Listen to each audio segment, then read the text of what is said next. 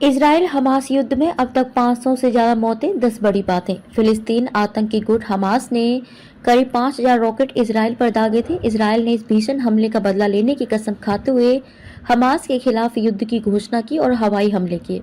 दोनों ही तरफ से 500 से ज्यादा लोग अब तक मारे जा चुके हैं।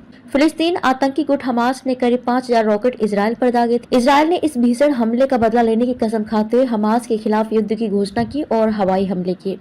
दोनों ही तरफ से 500 से ज्यादा लोग अब तक मारे जा चुके हैं। मामले से जुड़ी अहम जानकारियां। हमास के हमले के बाद इजराइल के प्रधानमंत्री बेंजामिन नेतन्याहू ने युद्ध का ऐलान कर दिया था। उन्होंने कहा कि उनका देश युद्ध में है और हमास को इस हमले की बड़ी कीमत चुकानी पड़ेगी। उन्होंने एक वीडियो जारी कर कहा, इजराइल के नागरिकों, हम युद्ध में हैं। यह कोई ऑपरेशन और तनाव नहीं बल्कि युद्ध है और हम जीतेंगे। हमास को बड़ी कीमत चुकानी पड़ेगी। यहूदियों के त्योहार के दिन पूरे इजराइल में तेज सायरन बजने के साथ ही 5000 से ज्यादा रॉकेट इजराइल के आसमान में उड़ने लगे। देश के रक्षा बलों ने भी इस हमास आतंकवादियों की घुसपैठ करार दिया था। हमास को एक आतंकवादी गुट माना जाता है। इजराइल से सामने आई तस्वीरों से पता चलता है कि हमले में पैराग्लाइडर का इस्तेमाल किया गया था और सड़कों से गुजरने वाली कारों पर गोलियां बरसाई गई थी। रक्षा मंत्री योव गैलेंट ने कहा कि हमास ने इजराइल के खिलाफ युद्ध छेड़कर भारी गलती की है। गैलेंट ने शनिवार को एक बयान में कहा कि हमास ने आज सुबह एक गंभीर गलती की है और इजराइल के खिलाफ युद्ध शुरू कर दिया है। आईडीएफ सैनिक इजरायली सेना हर मोर्चे पर दुश्मन के खिलाफ लड़ रहे हैं।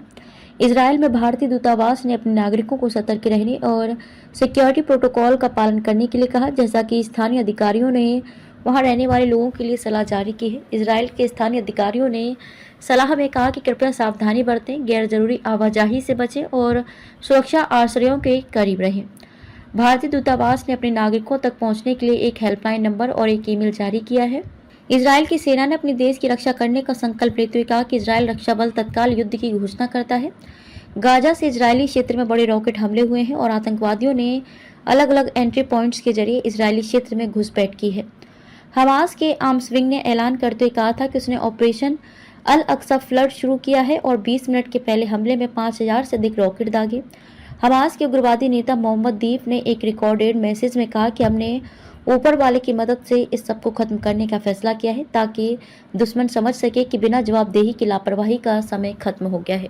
इजराइल के दक्षिणी और मध्य भागों में कई जगहों पर हमलों की सूचना मिलने पर यरूशलेम और पूरे इजराइल में सायरन बजने लगे। सरकार ने नागरिकों को आश्रय स्थलों के पास रहने और गाजा पट्टी के पास रहने वालों से घरों के भीतर रहने की अपील की। गाजा सीमा क्षेत्र में उनके घरों से भाग रहे लोगों की भयावह तस्वीर सामने आई है। सैकड़ों पुरुषों और महिलाओं को कंबल और खाने का सामान लेकर इजराइल की सीमा से दूर जाते देखा गया। साल 2007 में गाजा में हमास की सत्ता संभालने के बाद से इजराइल और फिलिस्तीन गुट के बीच कई युद्ध हो चुके हैं। नया युद्ध ऐसे समय में हुआ जब इजराइल ने गाजा श्रमिकों के लिए अपनी सीमाएं बंद कर दी।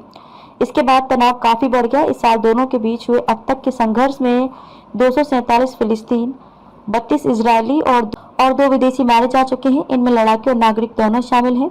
हमास ने कहा था कि लोगों को व्यवसाय के लिए एक लाइन खींचनी होगी। इजराइल ने फिलिस्तीनी जमीन पर और खास तौर पर यरूशलेम में अल अक्सा के पवित्र स्थल पर अपराध करना जारी रखा है। ये कहने के एक दिन बाद ही हिंसा भड़क उठी। सेना के साथी की भूमिका निभा रही प्रादेशिक सेना एलएसी के अग्रिम मोर्चे पर किया तैनात। पूर्वी लद्दाख में चीन से जारी सैन्य टकराव के बाद भारतीय सेना को चीनी भाषा मंदारिन के विशेषज्ञ उपलब्ध कराने में टेरिटोरियल आर्मी प्रादेशिक सेना अहम भूमिका निभा रही है। एलएसी पर गतिरोध को लेकर होने वाले भारत चीन के बीच सैन्य वार्ताओं में सेना इन चीनी भाषा के विशेषज्ञों की सहायता ले रही है। भारतीय सेना के सैन्य रणनीतिक जरूरतों को पूरा करने में सहायक भूमिका निभा रही टेरिटोरियल आर्मी ने अब सेना की साइबर सुरक्षा चुनौतियों के लिए पहला रक्षा कवच बनने की दिशा में कदम बढ़ा दिया है। इसके लिए साइबर सुरक्षा के कुछ विशेषज्ञों के टेरिटोरियल आर्मी में भर्ती की प्रक्रिया शुरू कर दी गई है, जबकि भारतीय रेलवे में 7 दशक से तैनात टेरिटोरियल आर्मी के 6 में से 5 विशेष बटालियनों को समाप्त कर दिया गया है।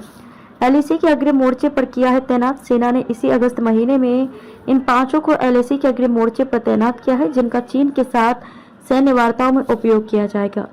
सूत्रों ने कहा कि सैन्य प्रभुत्व बनाए रखने के लिए साइबर सुरक्षा बेहद अहम हो गया है, क्योंकि साइबर खतरों का आकार कई गुना बढ़ गया है। सेना साइबर रणनीति और युद्ध कौशल के क्षेत्र में अपना काम कर रही है, मगर टेरिटोरियल आर्मी भी इसमें सहायक भूमिका निभाएगी और इसके मद्देनजर पायलट प्रोजेक्ट के तहत 5 साइबर सुरक्षा विशेषज्ञों को नियुक्त किया जा रहा है।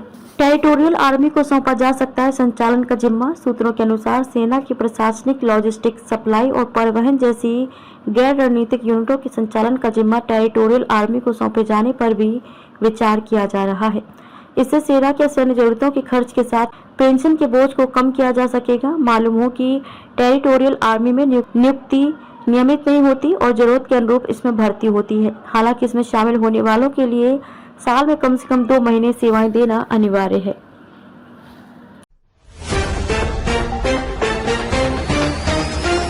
असम का अग्रणी व लोकप्रिय हिंदी न्यूज चैनल। हिंदी रूपांतर, सत्य से समझौता नहीं।